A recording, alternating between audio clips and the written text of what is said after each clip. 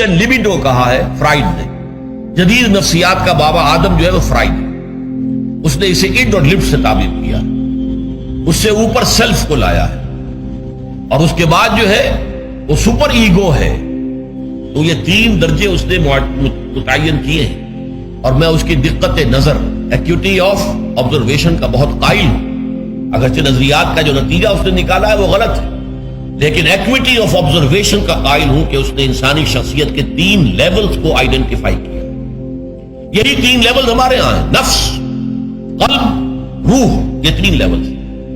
اس نے کہا اڈ and libido یہ لوسٹ ہے, پھر ایگو سیلف, پھر سپر ایگو. تین لیول وہ بھی مانتا, اگرچہ ان کی تعبیر اس نے غلط کی ہے, لیکن جہاں تک اڈ اور لیبیڈو کی تعبیر ہے وہ صحیح ہے, وہ حیوانی تقاضے. اچھا, ان حیوانی تقاضوں کے بارے میں یہ بات بالکل واضح رہنی چاہیے کہ یہ اندھے بہرے ہیں. انہیں صرف اپنی گریٹیفیکیشن, اپنے تسکین سے جو ہے ساری بحث ہے. اس سے کوئی غرض نہیں کہ حلال ذریعے سے ہو حرام ذریعے سے ہو. پیٹ کھانے کو مانگتا ہے بھوک کے اندر. اب آدمی جو ہے حرام کے اندر بھی بیمار بیٹھتا ہے, یہاں تک کہ خود شریعت اجازت دیتی ہے کہ اگر جان پر بن جائے آدمی جو ہے وہ فاقے سے مر رہا ہو تو وہ کوئی حرام چیز کھا کر بھی اپنی جان بچا سکتا ہے, لیکن عام حالات میں نہیں. لیکن ہو سکتا ہے ہمارا چٹخارا جو ہے وہ حرام کی طرف ہمیں لے جائے.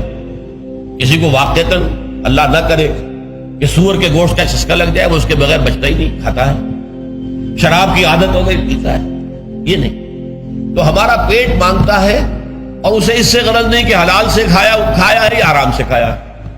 ہماری شہوت اپنی تسکین چاہتی, اسے اس سے غرض نہیں کہ حلال سے یا حرام سے, جائز سے یا ناجائز سے. اسی طریقے سے ہمارے تمام تقاضے جو حیوانی ہیں, ایک تو یہ کہ بہت زوردار